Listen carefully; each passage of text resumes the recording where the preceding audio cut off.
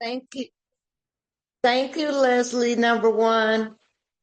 Yes, I said that. My name is Leslie Strange. I'm a recovering alcoholic. My sobriety date is November 2nd, 1988.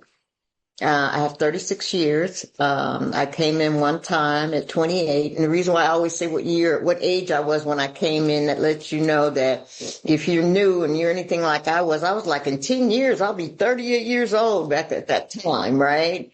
Well, I've doubled that. In fact, my drinking years were about 15, between 10 and 12 years. So I hit bottom real fast. According to a lot of you, you guys got some great stories. Your stories are more exciting than mine, but it didn't take me a long time um, to die, to admit complete defeat, to admit that this partying scene is growing old. This is getting out of hand. I'm hanging out with people I normally wouldn't hang out with. I'm not going places where I used to go when I was halfway sane. I wasn't enjoying life and hanging out and going to plays and movies and stuff like that because I was a kid that was real cultured. My mother took my brother and I to a lot of cultural stuff, plays, movies, turn around flights to San Francisco for the day and hang out at Fisherman's Wharf. It wasn't that she was a rich woman. First of all, she was a single parent, but it was just her, and she made really good money.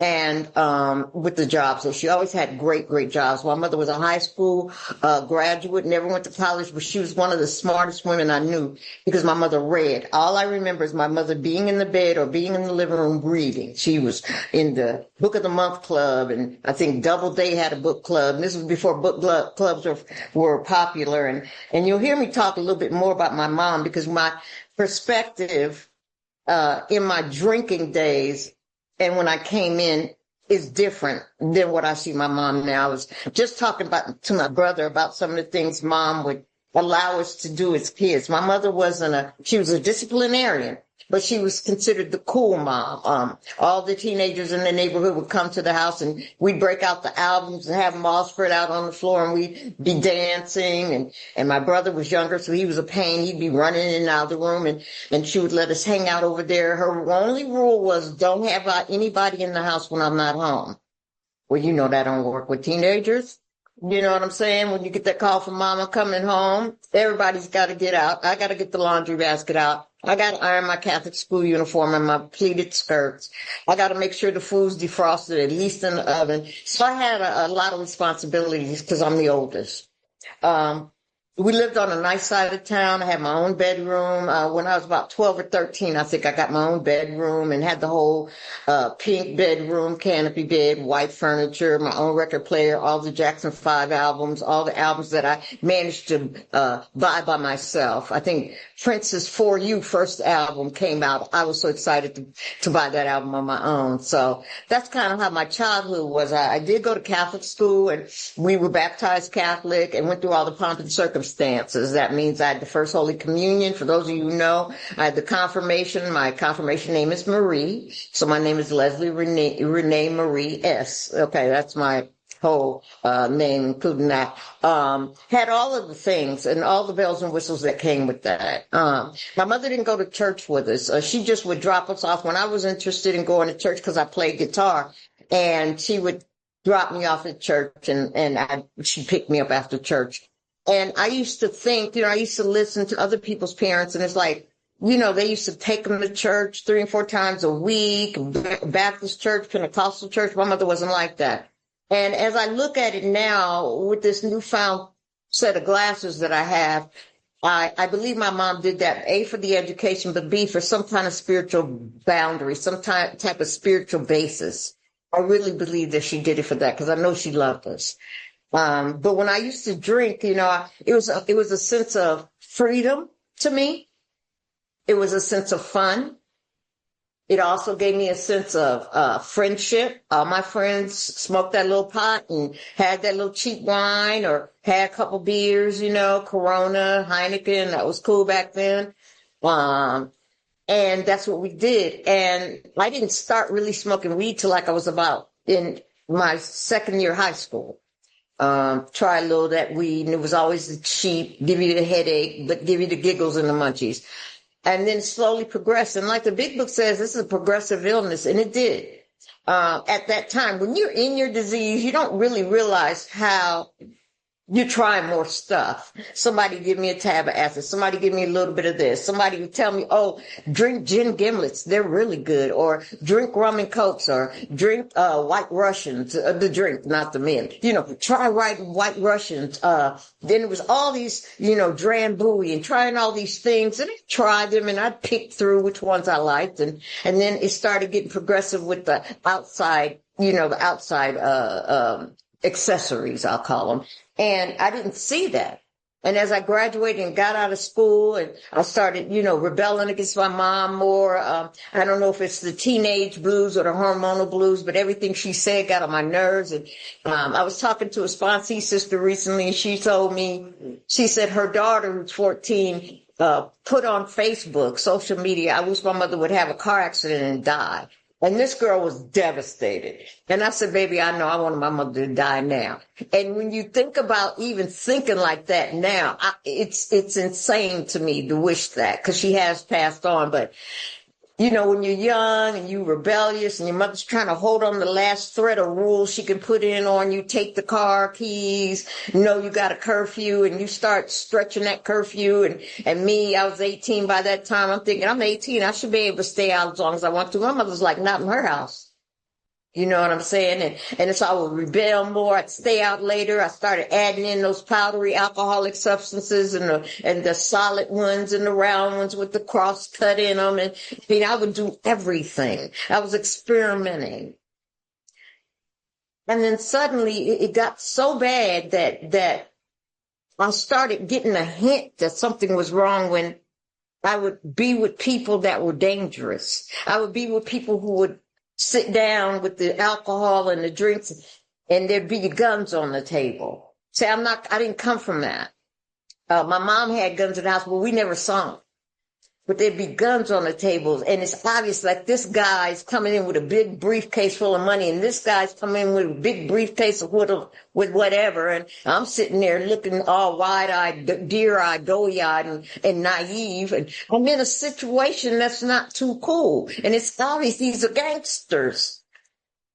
So what? I'm up in the Hollywood Hills. So what? I'm up off of Sunset Plaza, if you know LA. So what? I'm off of Hollywood Boulevard, and I'm over by Carlos and Charlie's back in the day. So what? I'm around celebrities, but didn't matter. Those were dangerous situations, and especially if you're in the living room at a party and people start disappearing from the back, and next thing you know, it's just you and the DJ in the living room. Well, I'm going to go to the back, see what everybody's doing. Does it look like the party's back there now? Well, we all know what was going on back there, and I would invite myself into it. I found myself in a lot of sexually compromising situations with people that I should have never been in with. I'm so glad the awareness of trafficking and abuse, physical and sexual abuse, is so prominent now, because as I look back on some of the things I encountered, well, damn, I should have been on the Diddy trial. I said it, shut up, I did. Because some of the stuff I went through was harrowing. And sometimes it's stuff so far back in the back of my brain, the stuff I was doing, that some days I'm sitting here and a thought will come. And I'm like, wow. And for me, and I'm going to share this with you, I have a sponsor. It's always been sponsored. I insist on sponsoring, sponsoring and being sponsored. In the fifth step in the 12 and 12, it talks about spiritually highly developed people insist on running something past somebody else. Read that. Go find that. The book says you have to have some, and it says why? Because I can avoid sometimes tragic blunders. Well, tragic means somebody going to get hurt or die. And I can have direct consultation and advisement. It did say advisement from someone else. I need a voice that I can hear. I need a sane and sound voice that's going to give me something to make me go, I didn't have that on the streets. I just hung out with people that I thought would guide me and like me because I was fun and I was cute. Cute ain't got nothing to do with it. You can have one eye missing, and if you got the goods that they want, it has nothing to do with that. I found that out later. So my bottom went a little something like this. I had been slowly but surely, it became every weekend. Then it became all during the week. Then I started letting random strangers come into my one bedroom apartment. I lived about 5 blocks from my mom, and they'd spend the night, and especially if they had the package, and it'd be a Hispanic guy who didn't speak any English, and his girlfriend who was black that spoke Spanish and English, and then there was the drugs involved, and of course it would always end with alcohol. It usually began with alcohol too. Once I became honest with myself, it always started out with a sip of something.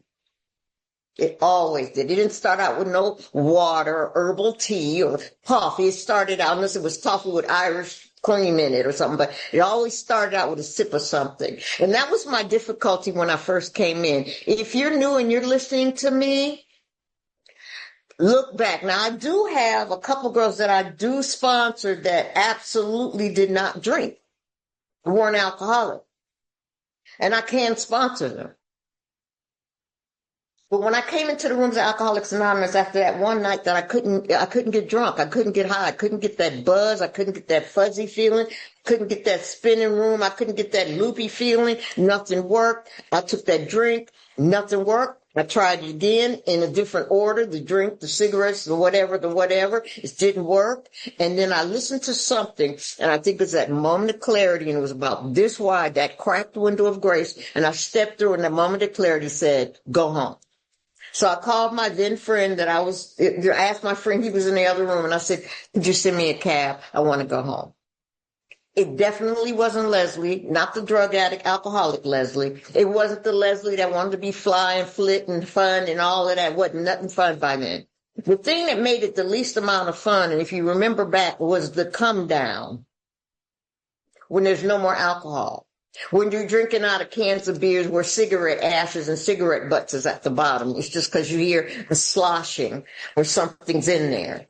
When you start looking at the bottles and turning them to the side, when you start going to the medicine cabinet and drinking the NyQuil. I'm a NyQuil drinker, by the way. When you start trying to find a pill and digging in pockets and just demoralizing. Just no esteem, no self-worth, no nothing. And also when I wake up and I look next to me and there's somebody that is totally looks like they're not well. And I'm in the bed with them. So by that time, I think I was completely done. But I didn't know it. And the reason why I say I think is because today is just today. I've recovered for today if I go to sleep without taking one. But November 2nd, 1988 was the start date of a new life, was a re-imaging of my life and my soul. I was watching something, I was watching a biography of Toni Morrison, the African-American writer, the other day. And one of the people that was speaking on her behalf said that you don't recreate your life. And this just gave me something to think about. It may not mean anything to you. So you don't really recreate your life. You re-image your life. See, my meditation, I'm going to jump around now that you got what it was like. My meditation style is kind of strange. This, a thought will come. Yeah, crazy ones too, but a thought will come and I'll think about it for a while and I'll ruminate on it. Now, to ruminate on it is just to chew like a cow does cud, just kind of chew on it. I might hear something at a meeting. I might hear something that a speaker say. I might hear something that Ralph may say, or we may have had a discussion, and he'll give me his perspective. And I'm real good. I think I'm really good at coming back and telling him, you know what? Thank you for that. I usually give him his props. I give my sponsor, I give elder statespeople their props when they give me something that clicks or it gives me another view of what I thought. Or it changes my perspective on when I had a staunch rule on. And Toni Morrison's, the lady that was the poet, says we don't reinvent ourselves, because I'm 64 now, and every so many years I say, okay, I'm going to wear this kind of hair and I'm going to have this kind of look for the summer or the winter. I don't know if anybody else does that, but I'm that kind of girl, and I start to recreate myself. And that didn't create me in the first place. Now, I know this might be the minutia and getting into the little words, but re-imaging, there are different type of imageries in medicine, and stay with me now. I'm gonna get it to you. And there's an X-ray that gives you the skeletal. Then there's an MRI that goes in a little deeper. It can show you tendons and all that other kind of stuff, muscles. And I'm not a doctor, so if some of you guys know more than me, forgive me. And then there's a PET scan. And I remember when I worked at UCLA temporarily back in the early 90s or late 80s, they had just come out with the PET scan. And the PET scan foretells what's going to be a problem. It's used for that too. What's going to be a problem in your body. Like we see you got a little bit too much calcium deposits or something. And those are different types of imaging of your body. Then you have your head, and they may image your brain and see if there's any tumors or anything. So re-imaging is nothing more than a picture of what is. And if they see a problem, you go take care of the problem. They're going to go and take another image and they're going to re-image it again to see if that problem has dissipated or has come under arrest. Cancer survivors, you guys know all this. What am I saying to you? This program has re-imaged me.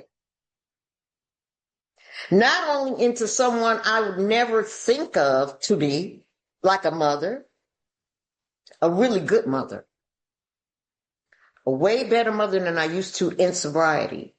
I had 2 sober sons. I treat them like men.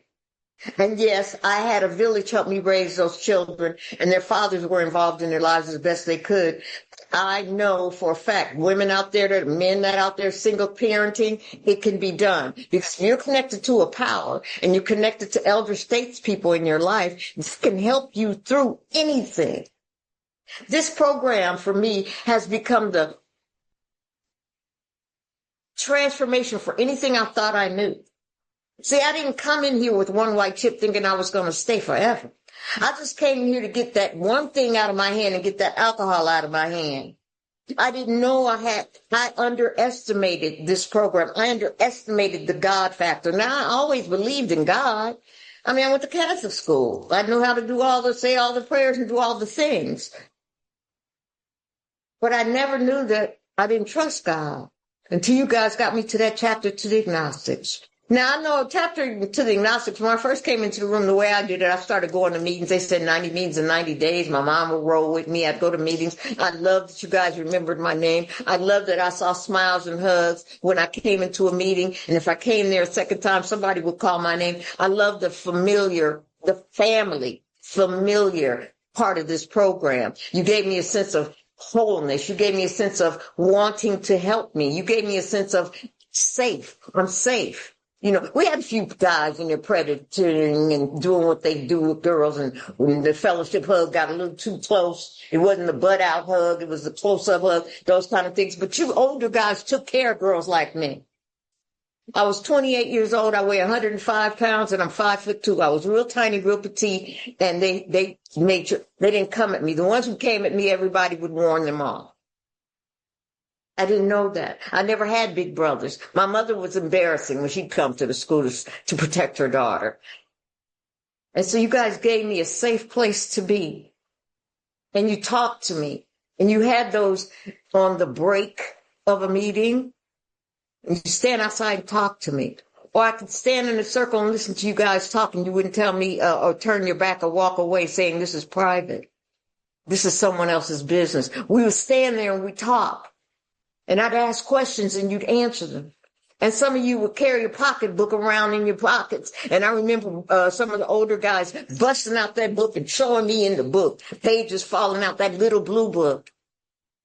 I remember somebody, I don't know who it was, gave me my first book. I didn't even have to pay for it. And I said, I like these people. I'm going to stay here. And I stayed. And what I found is, it's a bait and switch. You guys get rid of the obsession or help to get rid of the obsession because you occupy my crazy magic magnifying mind with other stuff. Like get a commitment, get a sponsor, get the big book, read this. So-and-so's having a book study over there. Oh, where you guys going after the noon meeting? Well, we're going to go to lunch, then we're going to go to the 5 o'clock meeting. And what happens after the 5 o'clock meeting? Well, there's a 7:30 meeting in West LA. Oh, okay. And then what happens at 7:30? Well, you know, there's a candlelight at 11. You didn't have time to get loaded if you hung out with these guys because they ran you like a broke stove. They ran you to death. But I liked hanging out with them. I was so sad when the day was over. I remember early on saying, damn, I want to go home. So I just make sure I got up early for the next day. And I think that that routine got me out of thinking about drinking. I don't know when the obsession was removed. I just looked up one day and I was asking about how can I be of service? I was going to get the coffee and the cake for the meeting. I was so excited that if I didn't have the cake at the meeting, I thought the meeting couldn't happen. That's how important I felt I was to you. As I stayed around here, I started getting into the work and I started getting some friends. Today, I'm going to explain to you some things that I see differently. See, my God has changed and shifted, and my belief system has changed and shifted. I want to talk about a few misunderstandings I hear from a lot of the girls I sponsor. One of them is setting boundaries. That kills me. Do you know if I could set boundaries, I wouldn't need Alcoholics Anonymous? I would just set a boundary. I'm not going to drink, and that's what I'm not going to do. If I could set a boundary without obsessing over a relationship when the relationship is dead in the water, I wouldn't need God. I wouldn't need you guys. If I could set a boundary, I don't know who could set boundaries. Maybe Al-Anon people can do that, and maybe they can't. That's why there's Al-Anon. But for me, I can't set boundaries. I remember a guy I was dating, and I left my husband for this guy, and he left me. And I don't know about you guys, but it's okay when you got the gun and you get to pull the trigger. But when somebody else pulls the trigger and tells you they don't want you no more, you lose your damn mind. Let a job fire you. I don't care what form of I don't want you no more comes in, whether it's the job, the friend that say they don't want to talk to you no more, the boyfriend, the best friend that gets married or just don't want to be bothered with you. Any kind of rejection for an alcoholic like me is hard. But to take myself and say and make boundaries, say I'm not gonna call him, her, it no more. I'm not gonna call him. And then when I break my own boundaries, the big book Alcoholics Anonymous tells me that lack of power is my dilemma. Also known as I lack control. I'm pissed off because I can't control nobody, no thing. I don't have the ability to control anything in and of myself by myself. I can't stay stopped from any defect or shortcoming. I can't even stop myself from thinking scared. I can't stop fear. When I get that first hit, it's like I take a sip of a cup of fear. That thing takes off and gets to rolling. Next thing you know, I'm 86. I'm in a boarding care. I got dementia. Nobody's came to change my diaper. My kids don't talk to me no more. If I have grandkids, which I don't, they ain't gonna come. They ain't gonna know who I am. I'm gonna die by myself in a boarding care, in a pissy diaper. That sip of fear, you talking about in your cups? I can't control that, but what I do is call my sponsor when it gets way out where I can't stop. And she's the voice that I need to hear, the voice of sound wisdom, the sound God that I can't always muster up, even at 36 years.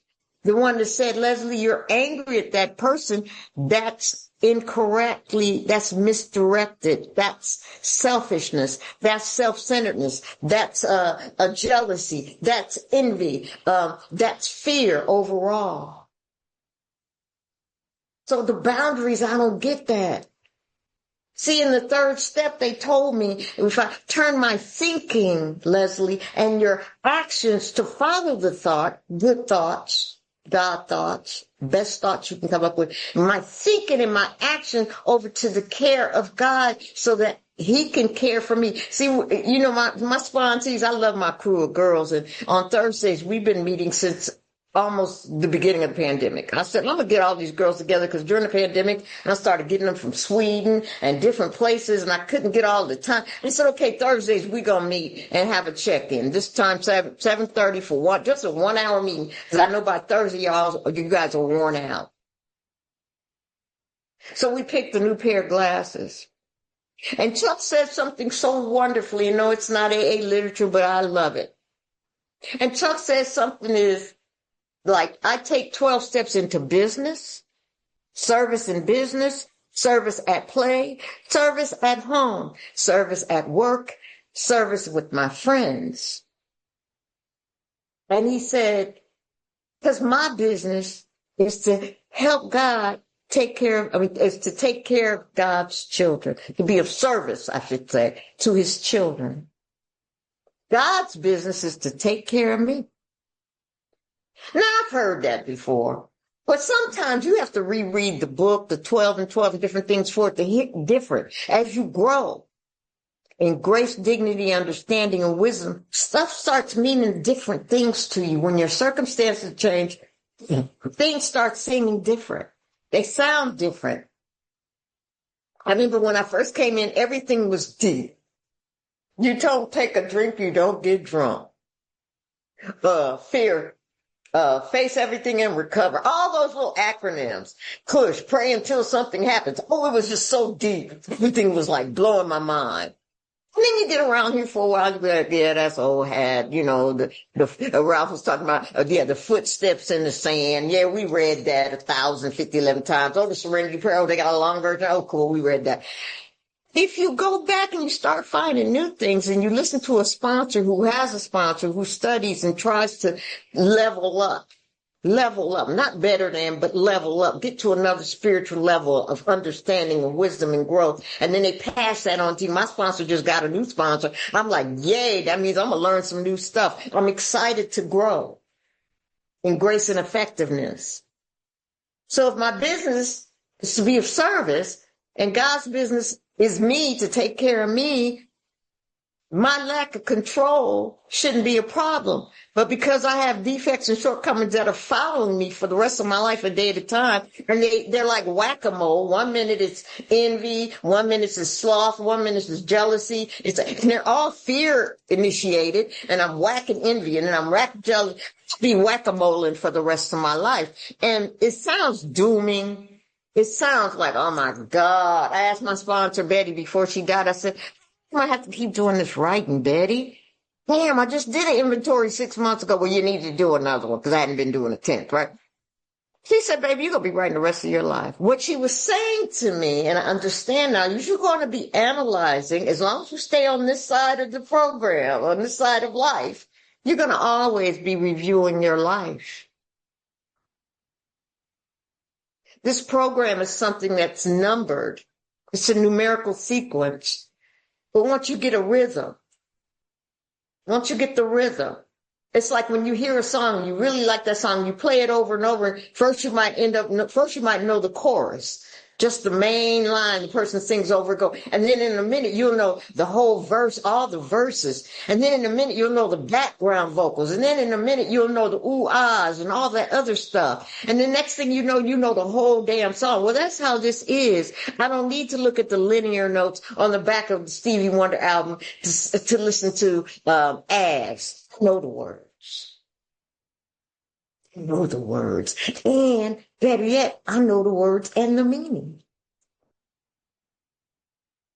It's not perfection, because I make a lot of mistakes. I recently made a big mistake, something I know better. But knowing better and not being able to do better is a moot point. And I knew I shouldn't have after I did it. I had to make amends. And what you new people think, but just because somebody got double digits and their name is known, you hear the name and stuff, trust and believe. We are even under the spotlight more. But don't expect more from us. Please don't. Please know that Leslie Strange might be calling you to read a 10th step one day. And you'd be like, what? I got 7 years. Yes, I might be calling you. I'm still in a progressive mode.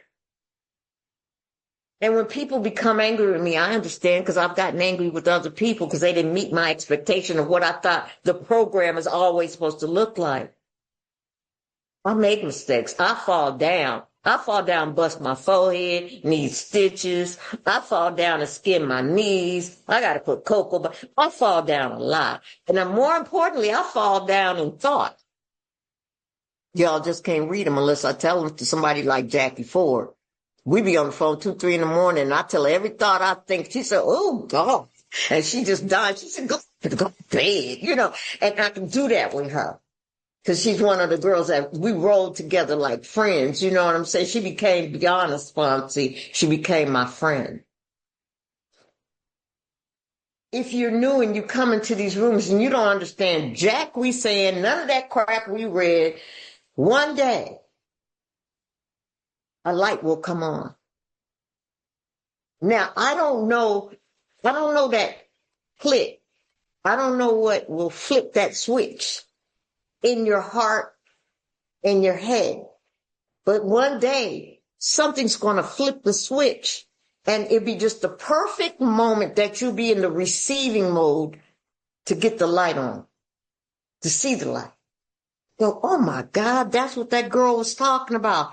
Can't put up no boundaries because I break my own rules. What does the book say? We had moral and philosophical convictions galore, but I couldn't even hold up to my own morals. So how the hell you think I'm going to do the 10 Commandments? How the heck you think I'm going to be like Bill and Bob and follow these all the way in every step and do the robot? None of us are Stepford wives and husbands. We ain't going to do it right. Somebody going to fall out of formation, lose their mind. We're just going to look at it and grab you by your arm and do like they do in the army and help another wounded vet. You know what I'm saying? That's what I like about this program. This is the only program that I know of. I don't know of too many religions at all that help the wounded.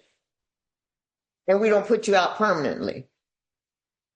Now, I might block you on Facebook, but I won't put you out of my heart permanently. My phone number's most of the time working. But if it's a toxic, or I feel like it's beyond me amending and trying to let you know that my amends is true to my word as best I possibly can. If I say I ain't gonna mention your name no more, I ain't mentioning your name no more. Not Ralph, not my kids, not my sponsor. Ain't got nothing to say, especially if I don't sponsor you. I'm learning to be of service in God's world. Isn't that what this is all about? Isn't that what this is all about? That including my fear, my magic magnifying mind. The thing that I focus on the most is the thing that happens the worst. So the more I reflect and focus on what's wrong with these people, what's wrong with these meetings, this person don't like me, I don't like this person, I don't like the way they run this meeting, I don't like the way he sponsors, I don't like the way she wear her hair, I don't like, then the worse your serenity, the less serenity you have. But if you flip that, Leslie, it's in one of the stories in the big book too.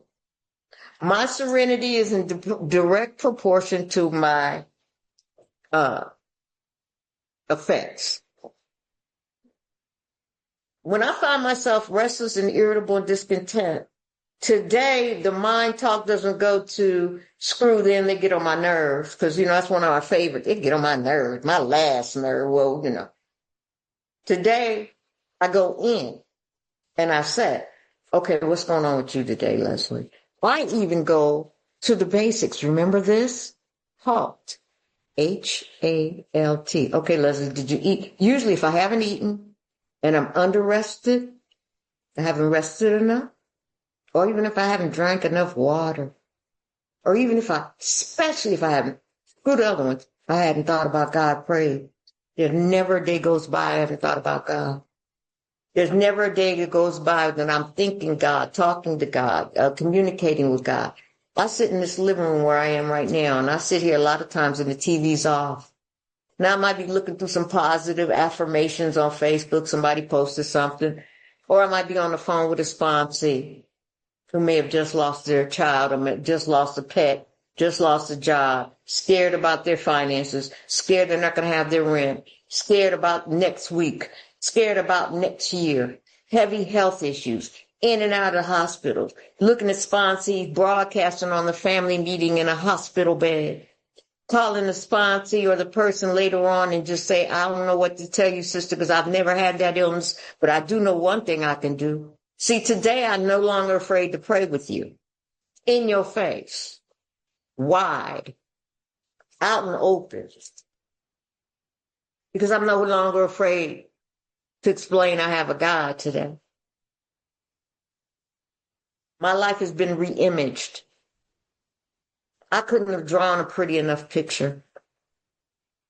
I would have left out some colors and some hues and some shadows and some pretty angles. I have a wonderful relationship with my sons. I have a brother that I'm making amends to a day at a time. I sold mom's house and kept all the money, and that was in sobriety. double digits in. And when he finally got sober and I called myself playing God and controlling mom's money and all that, after our mom died. Okay, somebody's screen sharing right now. Thank you. After my mom passed away in 2017, yes, 5 minutes. In 2017, I had to have a big girl talk to my little brother. He's 50 something now, but he's still my younger brother. And I told him that I know you didn't get any of mom's money. And I spent it. Greed and glutton, defect.